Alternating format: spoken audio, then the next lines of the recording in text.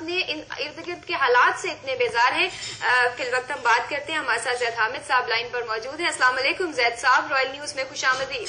وعلیکم السلام, اور آپ کو پاکستان کا یوم آزادی. آپ کو بھی بہت بہت مبارک, اور رائل نیوز کی جانب سے ہمارے تمام ناظرین کو. زید صاحب, 64 سال ہو گئے پاکستان کی آزادی کو, لیکن آج بھی صورتحال وہی کی وہی ہے کہ اگر ہم ایک اپنے ساتھ ہونے والی کسی سازش کا مقابلہ نہیں کر سکتے. ایک تو سیلاب آ گیا بارشوں سے, 2 جگہ پر بھارت نے خود پانی چھوڑ دیا. کابل پر بیاس جو اتنے عرصے سے سوکھا پڑا تھا, اس قدر آسان ہے پاکستان پر جو ہے کسی بھی قسم کا اٹیک کر دینا. پہلے ہی آفت زدہ وہ علاقے ہیں, وہاں پر مزید بھارت نے مل کر افغانستان سے یہ سازش بھی شروع کی, پانی چھوڑ دیا, سیلاب جو ہے وہ اس میں مزید تباہ کاریاں پھیلائیں. آخر کیا کر رہا ہے پاکستان؟ دیکھیے, جس گھر کا باپ غیرت مند اور دلیر ہو, کسی دشمن کو ضرورت نہیں ہوتی کہ اس گھر کے بچوں کو بے عزت کرے یا انہیں تکلیف پہنچائے. جی. جو گھر کے حکمران ہوتے ہیں, جو ملک کے حکمران ہوتے ہیں, وہ بحیثیت ایک باپ کے ہوتے ہیں. جب یہی ملک کی عزت اور آبرو اور بچوں کی عزت اور آبرو بیچنے پر تل جائیں تو اس کے بعد پھر دنیا میں کوئی ان کی عزت کا محافظ نہیں ہوتا. میرے آقا صلی اللہ علیہ وسلم کی حدیث شریف ہے کہ آپ نے فرمایا, اعمالکم اموالکم, تمہارے اعمال تمہارے حکمران بن جاتے ہیں.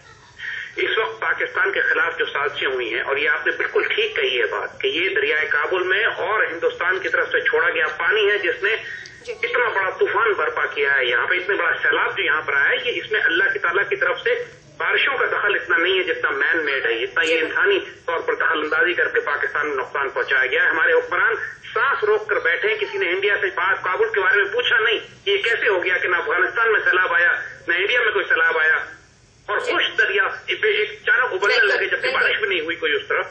تو اس باتوں کا حساب لینے کے لیے کہ حکمران اس قوم کی عزت کی حفاظت نہیں کر سکتے, اب یہ بات بالکل واضح ہو چکی ہے.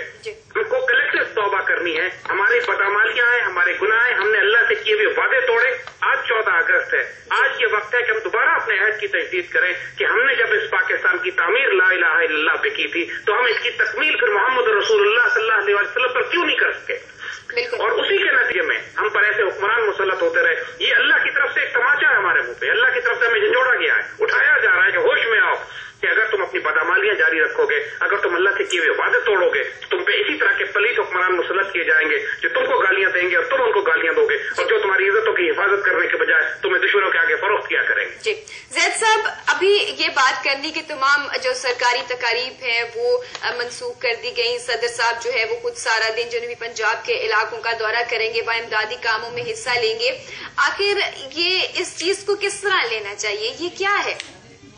کی منافقت ہے, مکاری ہے, دھوکے بازی, اور کیا اس کو کہا جا سکتا ہے. اس سے پہلے وہ یوروپ اور فرانس کا دورہ کر چکے. ظاہر ہے سب سے بڑا سیلاب تو یوروپ, فرانس اور لندن میں آیا تھا نا, کا دورہ کر کے آئے. یہ تو ان لوگوں کو یہ سوائے منافقت اور مکاری کے کچھ بھی نہیں ہے. ان کو کیا صرف آپ یہ دیکھ لیجیے, سدائے خلق کو نقارہ خدا سمجھو. اللہ, یہ اللہ کے بندے صاحب نظر صاحب بصیرت لوگ یہ بات کہہ کے جا چکے ہیں کہ اللہ کی مخلوق جو بات کر رہی ہے وہ اللہ کی آواز ہوتی ہے, اللہ کی زبان ہوتی ہے. خیبر سے کراچی تک کسی پاکستانی سے پوچھ لیجئے, اپنی حکومت سے, اپنے حکمرانوں سے خوش ہو یا ان کے لیے بد دعا کرتے ہو. ایک بھی شخص ان کے لیے دعا کرتا ہوا بلکہ ان کو بد دعائیں دیتا ہوا ہر شخص ملے گا. یہ سدائے خلق ہے, یہی نقارہ خدا ہے, اور یہی ان کا انجام بھی ہوگا انشاءاللہ. بالکل. زید صاحب, ہم جو ہے وہ اکثر یہ دیکھتے ہیں, ہم تجزیہ کریں, اگر جب پاکستان بنا تھا تب تمام جو لیڈران تھے, اگر ان میں اختلافات تھے بھی, نظریات الگ تھے بھی یا منشور الگ تھے, تو مقصد ایک تھا, وہ تھا پاکستان.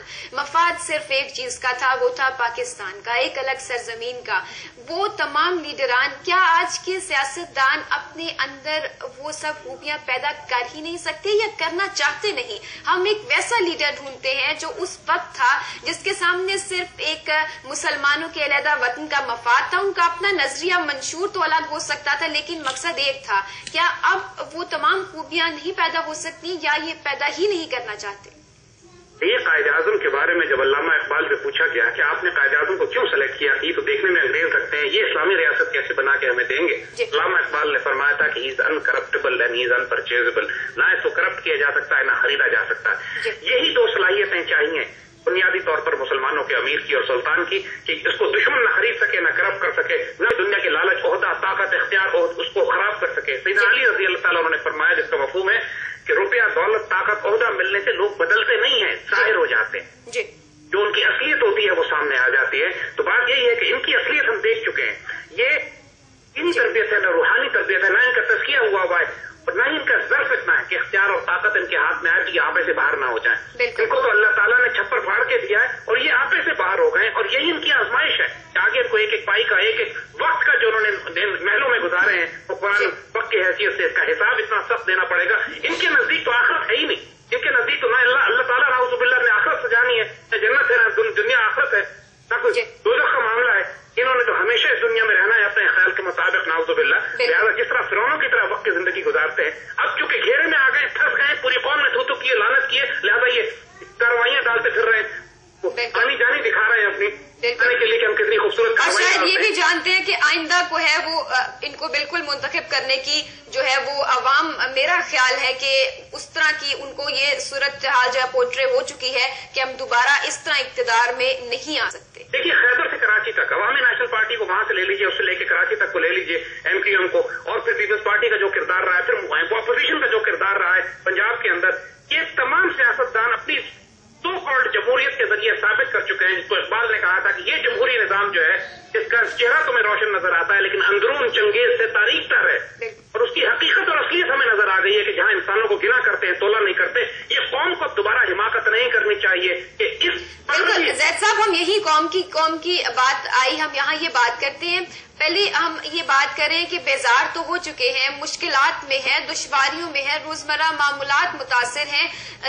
جو زندگی گزارنے کا ایک بیسک کانسیپٹ ہے وہی ہمارے ایک عام شہری میں جو ہے انتہائی مشکل ہو چکا ہے. لیکن پھر بھی آپ کہیں دیکھ رہے ہیں کہ جذبات بھی مدھم پڑ چکے ہیں مصیبت زدہ بھائیوں کی امداد کے لیے یا ان کے دکھ میں شریک ہونے کے لیے. کیا قوم بھی کہیں پیچھے تو نہیں چلی گئی اپنے اس جذبے میں، اپنی مدد کے، ایک دوسرے کا دکھ بانٹنے میں؟ کچھ ایسا جو قوم سے جذبہ کہیں چلا تو نہیں گیا وہ بھی؟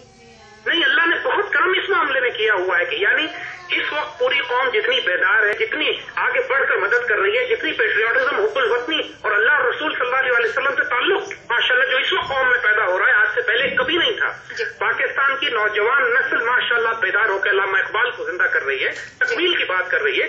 اور یہ حیرت انگیز بات یہ ہے کہ اب ہمیں کوئی مایوسی نظر نہیں آتی. تکلیفیں ہیں، مشکلات ہیں، وہ پرانے وقت کو گالیاں بھی دے رہے ہیں لوگ، طلاق سے بھی تنگ ہیں، لیکن مایوس نہیں ہے. اور ایک ماشاءاللہ یہ بات کہ موج اٹھے یا آندھی آئے، دیا جلائے رکھنا ہے. بالکل. اور یہ الحمدللہ یہ جذبہ اس ملک میں، قوم میں اتنا بھرپور اٹھا ہے. اس مرتبہ ہم کو ہزاروں SMS پہنچے ہیں پوری دنیا سے ماشاءاللہ بچوں کے کہ سر حوصلے سے ہم ساتھ ہیں، آپ کے اس پاکستان قوم کے ساتھ ہیں، اور ہم کبھی انشاءاللہ اس پرچم میں سب سلالی پرچم کو نیچے نہیں گرنے دیں گے. آج تک پاکستان کی تاریخ میں کبھی اتنا جذبہ، اتنا جنون مسلمانوں میں، پاکستانی بچوں میں نہیں تھا جتنا آج ہے.